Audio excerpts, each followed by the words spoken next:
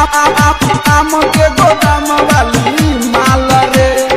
DJ Narad Madhesi आम के गोदाम वाली आम के गोदाम वाली। हेरे रोज छौरी आबै छै रे दिल बहलाबै छै रे। रोज छौरी आबै छै रे दिल बहलाबै छै रे। पूछै नहीं दिलावा के हाल रे। हेरे पूछै नहीं दिलावा के हाल रे। आम के गोदाम वाली माल रे भाई। आम के गोदाम वाली माल रे भाई। आम के गोदाम वाली माल रे। आम के गोदाम वाली माल रे भाई। डीजे नारद मधेसी आम के गोदाम वाली माल रे। Recording by Sikkim music Ram Gopalpur.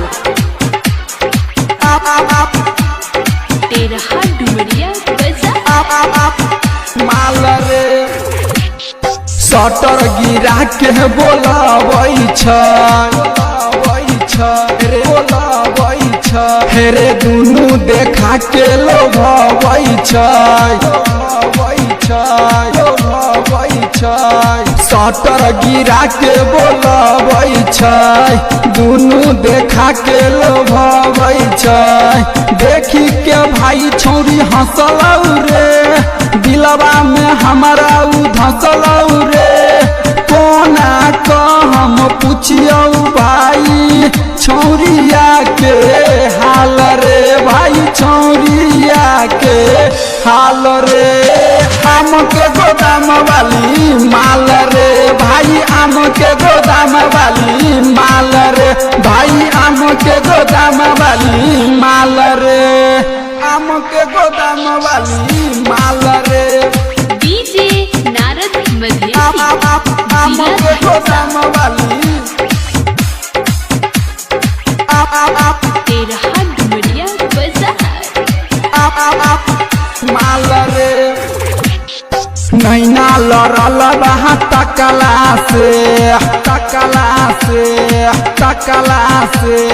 पागल भइल भाई फसला से। नैना लड़ल रहा तकला से पागल भइल भाई फसला से। छौरा ललितवा के भाव देलकै फ्रीओ में छौरी के नहीं लेलकै। हेरे गुडुआ पर कैलकै कमाल रे भाई। कैलकै कमाल रे।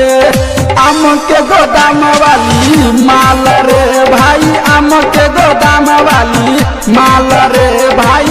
आम के